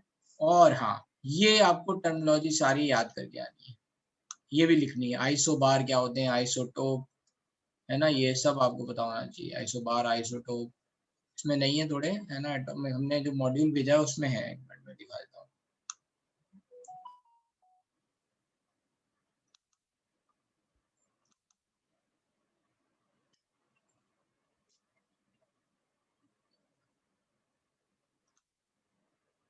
तो ये मॉड्यूल आपको मिल गया है, मैंने भेज दिया वैसे भी ग्रुप पे।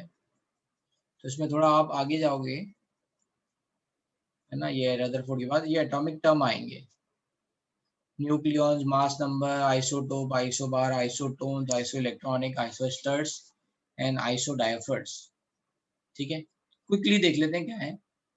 Isotope, atomic number same, mass difference, है ना, atomic number same, atomic mass different. Isobar, mass same, atomic number different. Isotones, number of neutrons same. अच्छा, आइसोटोप का मतलब क्या है? एटॉमिक नंबर सेम मतलब नंबर ऑफ प्रोटॉन सेम, ठीक है। एटॉमिक मास का मतलब क्या है? Number of proton plus neutron same, n plus p value same. ये सब बोल सकते हैं ना। Isotopes, proton same, isobars, proton and neutron same, isotones neutron same, ठीक है। आइसो इलेक्ट्रॉन, इलेक्ट्रॉन सेम, अच्छा आसान रहेगा, है ना। Number of electron same. Isosteres, molecules में number of electron as well as number of atom same, number of atom as well as electron same. जैसे ये N2 और CO है, N2 में 2 एटम है, CO में 2 एटम है। इलेक्ट्रॉन देखोगे तो नाइट्रोजन में 7 + 7 सॉरी 14, 6 + 8 14 ऐसे। आइसोडाइफर्स, है ना। आइसोटोप्स क्या थे? Isotopes number of neutron same, isobars n + p same, isotones neutron same n same, isoelectronic electron same, isosteres electron as well as number of atom same, and isodiaphers n - p same, है ना।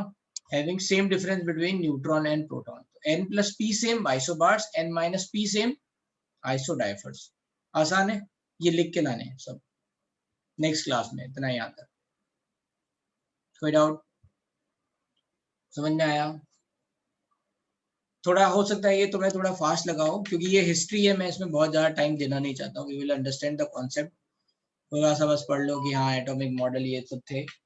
Bohr model से हम लोग थोड़ा सा अच्छे से समझ पाएंगे। और राइट, तो ये इसमें अगर किसी को लेट से एक पोल ले लेते हैं जल्दी से क्विकली, ठीक है, कि भाई ये समझ में आ रहा है अभी तक, ठीक है। ये ज़्यादा डिफिकल्ट पार्ट नहीं था, देन से यस, जिनको डिफिकल्ट लग रहा है से नो। तो मुझे पता चले जो मैं सोच रहा हूँ वही तुम सोच रहे हो या फिर तुम कुछ अलग सोच रहे हो। जल्दी जल्दी दो, फास्ट। 17 लोगों ने तो बहुत जल्दी पोल दे दिया, बाकी लोगों के पास आया नहीं है। हाँ नुमान बोलो।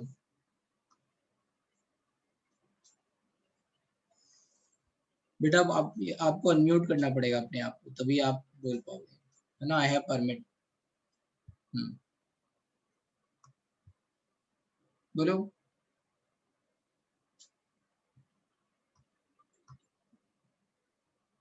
ठीक है, चलो अच्छी बात है, सब लोगों को ये बातें समझ में आ गई।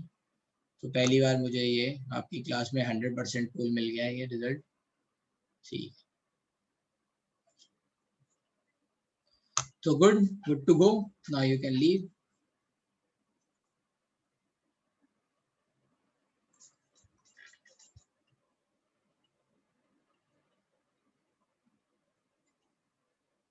बाय बाय बेटा, टेक केयर।